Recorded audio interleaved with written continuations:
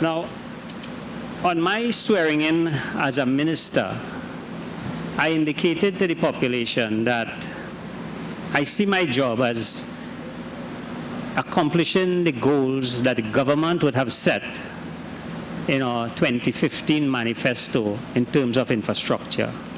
And I said so on the basis that we would get value for money and we would be doing more with less. Immediately upon entering the office, and this was not part of my presentation today, but I should give you an indication as to how we approached it. There was an invoice on the minister's desk to be signed off for $3 million. This is the second day I'm in office. The first day I went to the President's house. I didn't go to the office. The second day I went to the office. And I thought that that couldn't be what I want to take to cabinet on my first cabinet note. And I remember calling in the then permanent secretary, the director of highways, and I said, something has to be wrong. Why it is that I have to take a invoice, a cabinet note for $3 million for emergency work? There was a landslip in Maraval and a piece of the hillside came down. And I said, let me look at how, give me 1 week, let me think about this. And I said to them, look, let us evaluate how we came up with that cost. Let us call in the contractor to supply us with the amount of equipment, the amount of hours worked. And we were able to cut that invoice down to below $1 million by utilizing a bonded rate based on how much equipment, the hours that was worked, and adding something for mobilization. And there and then we realized that if we look at doing more with less, getting value for money, we could cut the price that we were paying for services considerable.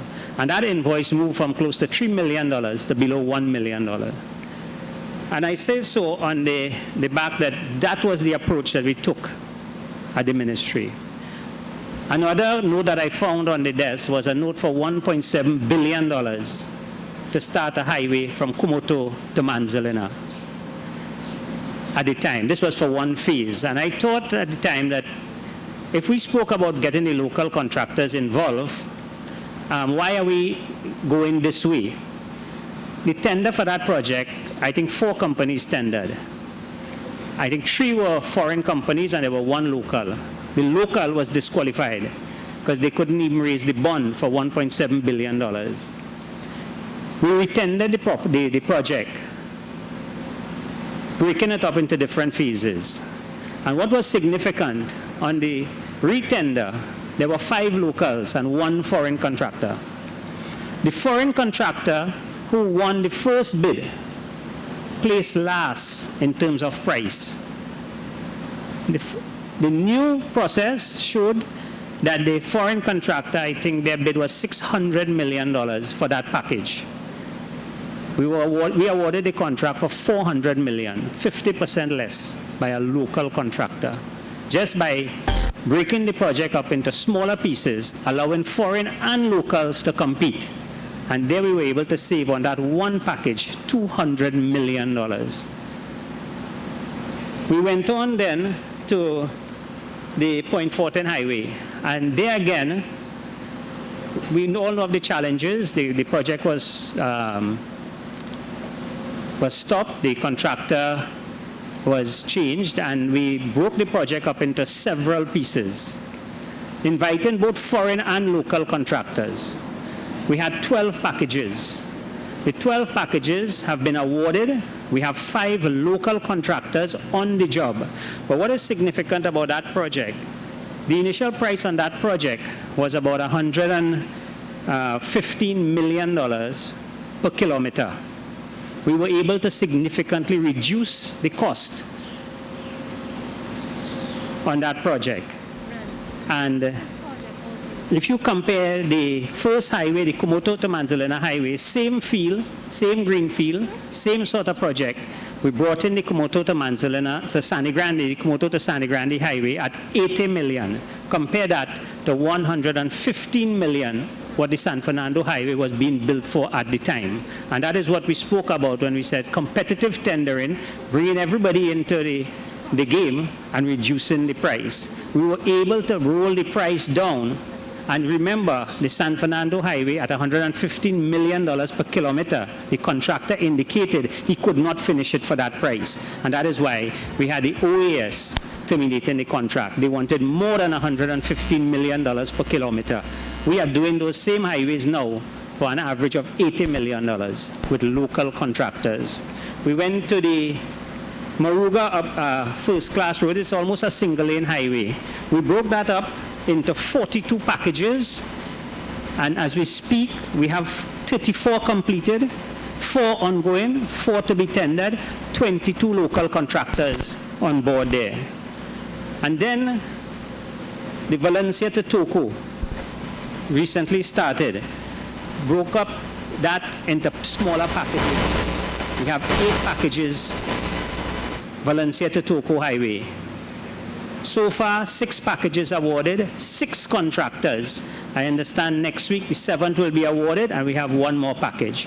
Now, what I'm drawing to your attention here is the fact that we were able to tailor the packages so both the local and foreign contractors can compete, and as a country we benefit from competitive tendering.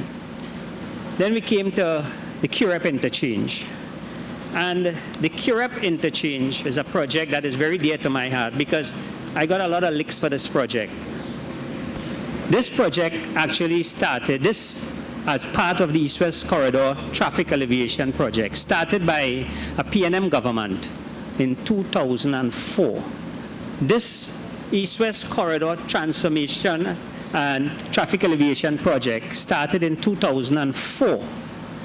We started with the Grand Bazaar interchange, then they went on to the 3 phases on that, then they went to the Arangwes, and then we were supposed to be at the Curepe interchange between 2010 and 2015, because it was planned in a way that once you complete one, you go on to the next, and you go on until you reach all the way to then the Tunpuna Road, and now with the highway from Kumoto to Sangre Grande, all the way to Sangre Grande.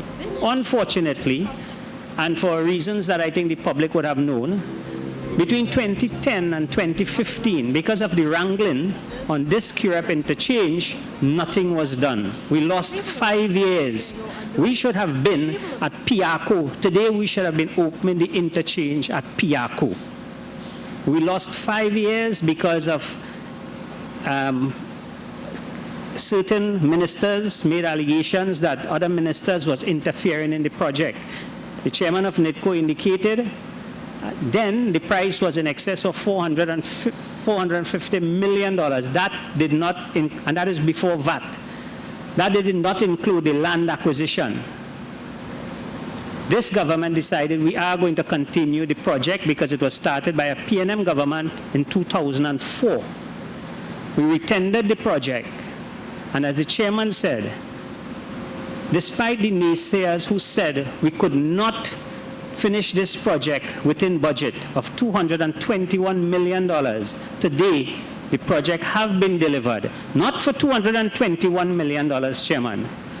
The last count I got this morning, the project was delivered for $219.5 million, a saving of $1.5 million on that mere budget, because it was managed properly. That also included 2 additional roads, additional drainage, and some other minor activities which was not part of the scope. We were able to do all that and still have a saving on this project of $1.5 million, something that the opposition and many people thought could have never happened. And if we had enough time to complete the 4 highways, for the first time in Trinidad and Tobago, we have 4 major highways ongoing at the same time. Had we been able to complete those 4, because those things span, highways span years, and it also may span administration, the country would have seen, based on the approach that we took now, on one highway, the South Highway, so far we see a saving of close to $2 billion. $2 billion on one project. Remember, that project was looking at peaking at close to $7 to $8 billion. With the revised prices, we are seeing that we could have saved over $2 billion on that one project. This project here, the saving is in excess of $219 if you add the VAT, close to $274 million on one project. I just want to touch a part of it that I said was a little close, because I got a lot of flank, because as the population would recognize, I do have interest in one of the 34 properties that had to be acquired here. And no matter how I try to indicate to the population, the system, I have not gotten any money. I noticed only this week, certain people started to continue this float that the minister got $100 million for a piece of land. Well, let me make it abundantly clear. I do have an interest in one of the 34 properties, and like all the landowners in this area, that company had to be treated the same way. To date, the company placed a claim not for 100 million, not for 50 million, not for 25 million, not for 20 million, significantly less than that. That claim is being evaluated by the Commissioner of Valuation, and to date, no money have been paid to that company. No money. And I can tell you, prior to this administration, the budget for land acquisition was about $150 million. This cabinet approved a budget of $95 million. So apart from the saving on the construction, the government reduced the land acquisition to $95 million. So far, we have, I think it is just 2 properties to complete. And I can tell you, it will be completed way within the budget of the $95 million for all 34 properties. So when you look at the saving and the way this project was handled, I can tell you, a lot of the lending agencies are giving us kudos for handling a project like this. And the indication is that we should use this template going forward on all the projects that we're doing. So I want to congratulate everybody who played a part here. Okay, this government also looked at the fact it is not just about building highways and interchange. I want to compliment the Cabinet of Trinidad and Tobago, who only last week approved for the Ministry of Works a budget of $30 million to improve the safety on our highways, which includes new signage. If you look at the Curepe Interchange, you'll recognize that we have actually moved a couple notch up in terms of signage. We intend to replicate that throughout the country. The Cabinet have given us a budget of $30 million over a 3-year period to improve the signage throughout the country, improve the road markings, and to include studs on all our major highways. We are building highways, we are making them safer, and we do have a program to beautify our highways. Going forward, what we want to do, we want to tell a story about who we are. That is the theme for our highways. So once you land at the Piarco Airport, the international airport, and you make your way east, west, north, or south on your journey, you should be able to tell that story of who we are, using these monuments at different points. And if you look on the median across there, you'll be seeing signs like that, environmentally friendly signs on the median, indicating our national birds. We really want to tell a story. I think it's time we get our highways looking at just like the first world countries, where we are very proud of who we are. That is our plan. Going forward, next week, or within the next couple of weeks, I think, the savings on this interchange, that $250-odd million, we will be launching the Diego Martin interchange at a cost of $191 million. What it meant is that we built one interchange, and the savings, we're going to build another one, and then the 3 interchange planned going forward, one at Piarco, one at Macoya, and one at Trin City. Again, the savings from this interchange will go towards the down payment on those. And we're hoping that by September, we should be able to have a tender out for the interchange going east. When I came here to officiate in the turning of the sod for this project, it was a different time, and we were different people. We were in a different situation. Today, I'm required to make a speech at the completion of the assignment. And I'm pleased to say that as Prime Minister of Trinidad and Tobago, I would like, on behalf of my staff, the Cabinet, and all the people of Trinidad and Tobago, to extend our sincerest thanks to all those who conceptualized and brought into effect this facility, which has made Trinidad and Tobago one step closer to the nation that we want to be.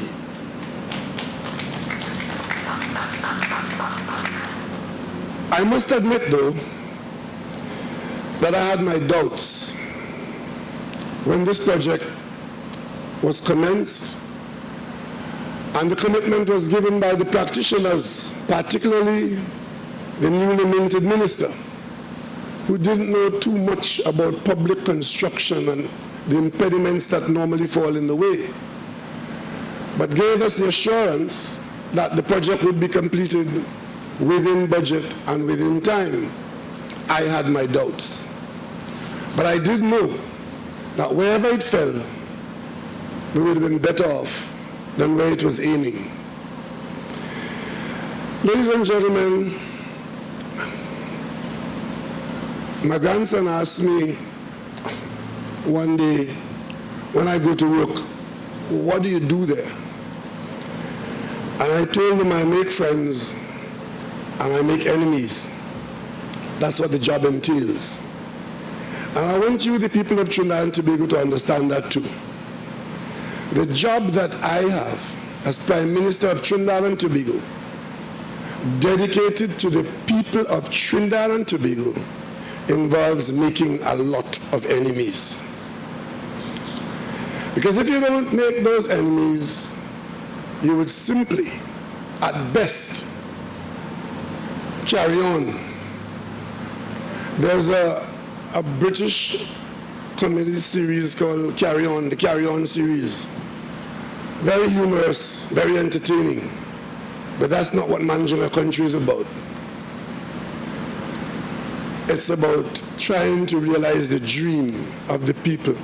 And what I try to do is to represent those people who are unaware of what is going on, who are unable to understand what is being said, or at the moment, it being said, don't really care, because they probably have no hope and trust no one. And they are the people that you commonly refer to as taxpayers. A few years ago, I read a book on corruption in Africa. And the book is called Our Turn to Eat. And what it meant, the whole book was about a government that came into office on the platform of engaging, tackling, and eliminating corruption. It was placed in East Africa. I won't name the country because I don't want to take issue with any particular country. But the book was written by a woman called Michaela Rowley. And it was written because this government came into office to fight corruption. Because Africa, as you know, is riddled with corruption in public business.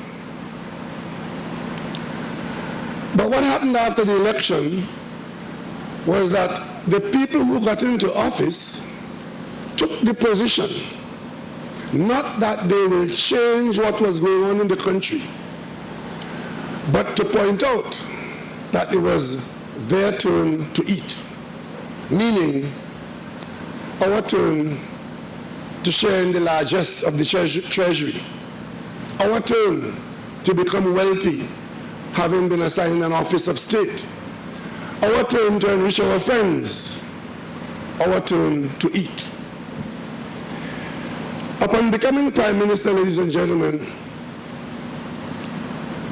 I carried with me a commitment not to make this administration's motto, our turn to eat. And on that basis, I knew that I'd be making enemies. but I've done that before. I've done that before.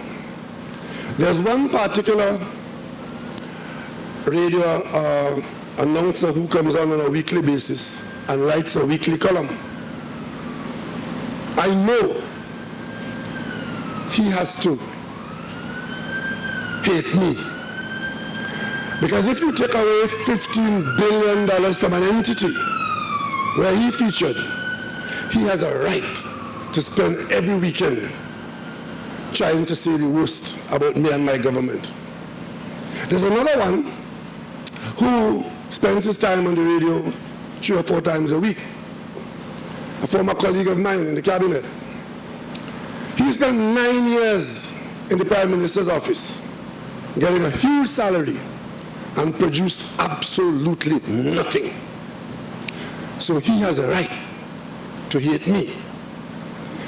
But you in this room, in the media, and with these jobs and whatever, you can engage them. You know them, you can engage them. But what about the little old lady up there in Manuel Congo? Or the little old man in Curepe, China, who doesn't know anything about what they're about?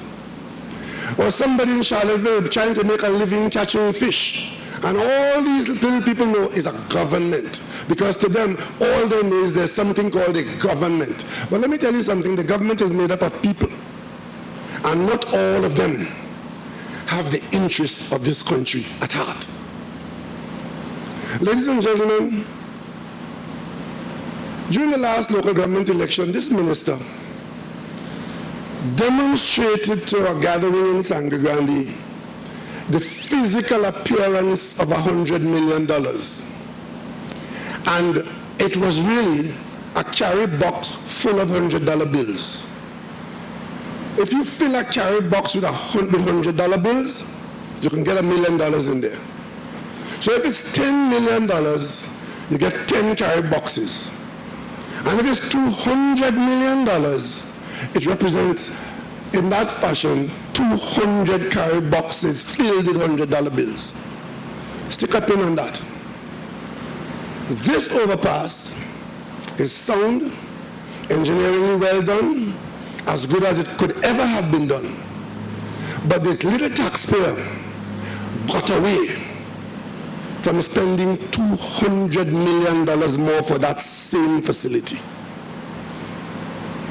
And in fact, the minister told you for a little less, because in this finished project, we got a couple extra lay-bys that wasn't in the original project. Ask yourself, how could that be? Same concrete, same steel, same land, same everything, but you could have spent $200 million more on it. And there are those who will tell you it is the procurement process and the procurement legislation. No, it is not. Because if what passed for competition then was allowed to prevail, you could simply have said that the job was tendered and the lowest bidder was $440 million. And therefore you awarded the contract to that bidder and not the one that wanted $500 million. And nobody in Trinidad and Tobago would have had a problem with that. But somebody would have walked away with $200 million more than was required. I'm sure that the contractors who were involved in this project at 221, they made a profit because they are not in the business of subsidizing the state. In the $221 million, there is a profit. I see my friend Junior Sammy over there. I don't know how much he did. But Junior will remain my friend. I know him. I know his wife. I know his children. I know his grandchildren. But Junior knows that if you come to me with a project for $440 million, and I think it is not value for money, I will tell you, you're not having that. And that is what we told the cabinet. We wanted to tender.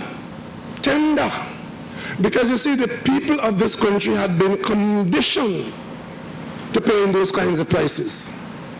Conditioned to being overcharged. Conditioned to being ripped off. Conditioned to watch ministers come into government like Ms. Howard Cat Some of them would have all used motor car. By the time they go out, the name change. And they could loan money to the treasury. And I make no apologies for this because I speak for those who have no voice in this country. So the original attempt was $440 million. The cabinet that I led, I said no. Not because I'm an engineer, not because I'm a QS, but because I knew what was happening in this country. I knew what was happening. And I knew that if the contractors were told, you're not going to get the job at that price and you go back out to tender, they will give you a price that is far better because there was so much fat and gravy in there, in whenever it was started. And I didn't only do that in my government for this big project, you know. We asked Unicot to build a swimming pool in Laventille. Swimming pool in Laventille. Unicot, with the carryover from the last carryings on, came to this cabinet, drawings, pretty drawings, nice project, except that the tender is that the swimming pool will cost $24 million. I run Unicot so fast from the cabinet with that. So with one question, if you were going to build a swimming pool in your yard with your money, will you spend $24 million on it? Ladies and gentlemen, I invite you to go to Laventille now and see the beautiful Laventille swimming pool, which some of you are familiar with. Cost us less than $5 million. We could easily have awarded it for $24 million because that is what this country had become accustomed to. So we go to tender in an era when it was not our turn to eat, but it was the time for the taxpayer to breathe. And we got a price of $221 million. And that, ladies and gentlemen, is 200 carry box filled with $100 bills less than we could have done. And if I have not earned my pay for the 5 years I'm in office, I earned it on this project alone because we saved the taxpayer that unnecessary expense. And of course, the government is the largest funder of projects in this country. And the government has to set the tone. And I don't care what anybody says. I don't care what they say on Facebook. I don't care what they say in the ballpark. This government has set the tone for honest government in Trinidad and Tobago. And I know that our contractors have the ability to do what is required of them, doing more with less. And this project symbolizes that. And you know what that means? Based on what we have done here, we will now be in a position to influence the price of every other interchange going east. Because we now know what it can be done for. On the other hand, if we had to pay $440 million for this, the next 5 interchanges would have cost us over $2 billion because we would have set the tone and we would have changed nothing if we had not made the decisions we made on this project. The Minister of Works can tell you about the price we're paying now for hot mix. If he had the time, he would have told you. The price has come down. When we awarded the contract to build the highway from Golconda to Point 14, we knew and we said that that contract could be broken up into sections so as to allow our local contractors to be a part of the tendering process. There were those who felt that that was not proper. Give it to one contractor, and there's benefit to be had. That project was budgeted for just over $4 billion at the time when it went out first for tender on the eve of the general election of 2010. By the time it was awarded after, was a $7 billion project. $7 billion. Ladies and gentlemen of Trinidad and Tobago, what would we do now with $3 billion more? What can we do now with $3 billion more? That project got into serious difficulty because the contractor went bankrupt in his home country. One contractor given that project because somebody felt that local contractors could not build the highway to Point 14. A part of it, any part of it. The contractor went bankrupt. But in the contract, there was a clause that says, if the contractor goes bankrupt, the government, through its agency, can call the bond which insured the project, could be seized by the government. The bond is cash, an insurance policy that you can cash in if the contractor goes bankrupt. That contractor did indeed go bankrupt in Brazil and to effect in Trinidad and Tobago because the project was stopped. The local contractors who were involved in subbing with that contractor wasn't paid. Workers were not paid. This government came into office. We had to pay workers who were left unpaid. We had to pay contractors who were left unpaid. But we observed something very strange. On the 5th of September 2015, which was the last working day of that government, government agencies under the Minister of Works removed that clause from the contract which said that if the contractor went bankrupt, the bonds belong to the government of Trinidad and Tobago. You know how much those bonds worth? $921 million. Simply by removing that clause from that contract. Whoever did that gave a gift of $921 million to the bankrupt contractor to go with. But because this government came into office, not with the label that it was our turn to eat, but with the label that we will prosecute for the interest of the people of Trinidad and Tobago, we went to court and we fought over that. And we won. And the court told us, take the money and spend it. That money is now being spent on the Point 14 highway. $921 million. But we didn't give that project to one contractor. We broke it up into a number of sections, and local contractors, I don't know, five local contractors are now on the Point 14 highway. And today, if you don't mind getting your wheels dirty, you can drive straight into Point 14 on that highway now. It's not finished. The surface is not finished. There's still a lot of work to be done. But at least you could drive on it, along the routeway, all the way to Point 14, with 5 local contractors, local employees, local engineers, doing a project that somebody gave as a gift to a contractor who went bankrupt in Brazil for corruption, for paying bribes to Brazilian politicians.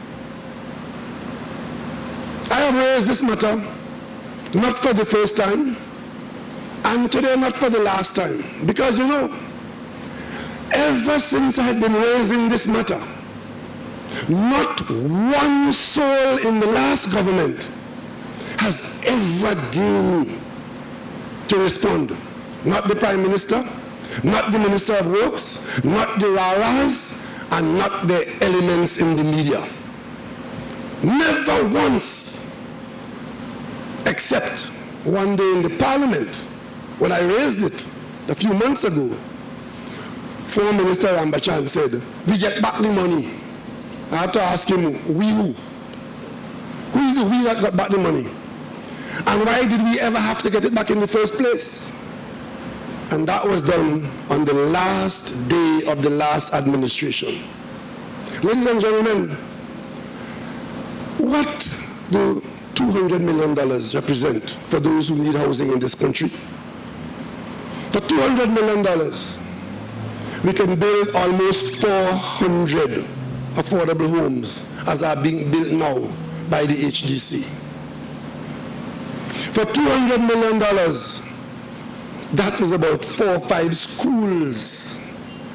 And that can pay the repair bill for the school program for 3 years.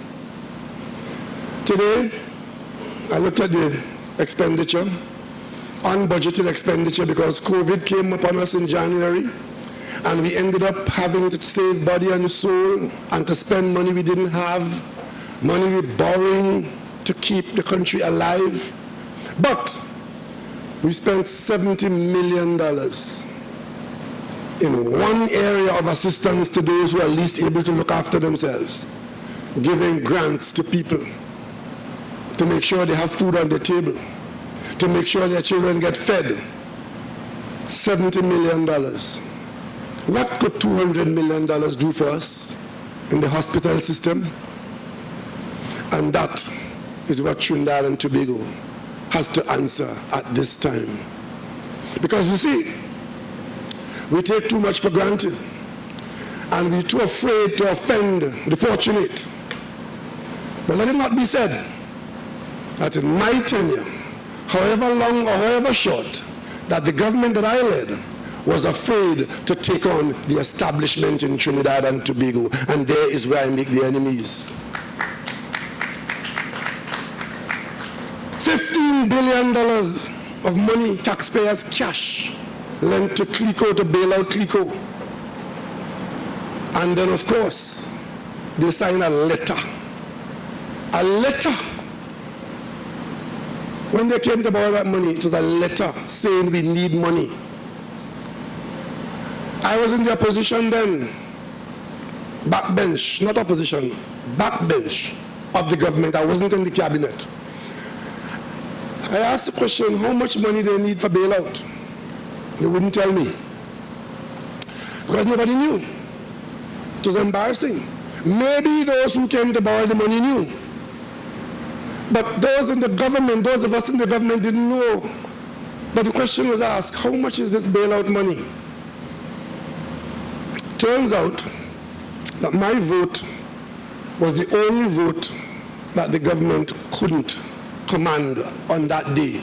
I was a backbencher, and I told my colleagues in the government, if I am not told how much this is, I will not vote for it. And let me tell you all something else. Had I done that, I would have been automatically expelled from the PNM. But there's a clause in the PNM Constitution that says, before they could have expelled me, I had the opportunity, I would have had the opportunity to explain to the party at Balize House why I voted against the government in the parliament. Cast your mind back on that day. The bill was not passed. We came back the following day. They said, it's $5 billion they need, $5 billion. That was what the country thought. Turned out to be $25 billion. And we accidentally got back $8 billion because there was a tribunal where we lost the arbitration and had to sell a plant, and from the sale, we got back $8 billion. Nothing else. There was $15 billion lying around out there. And the paper on which that was borrowed, there was no interest being charged.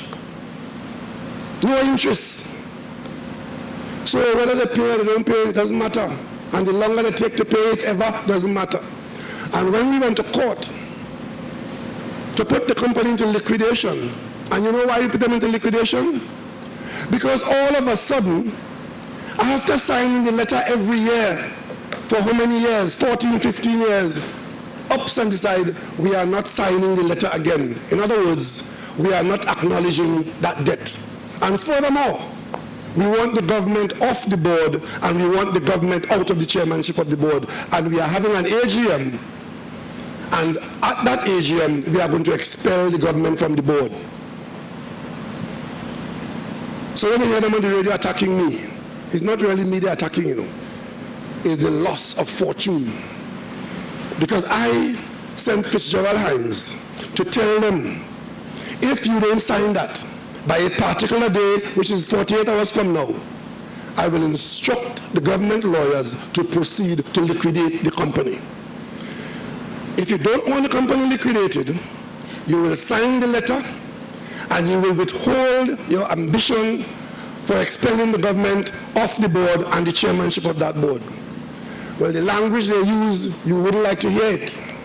Not even construction language. The government went to court. We won the matter. A liquidator was put in. The company was liquidated, and the government is now in line to manage and control, and on taxpayers' behalf, run all those assets. Immediately, we created the National Investment Fund.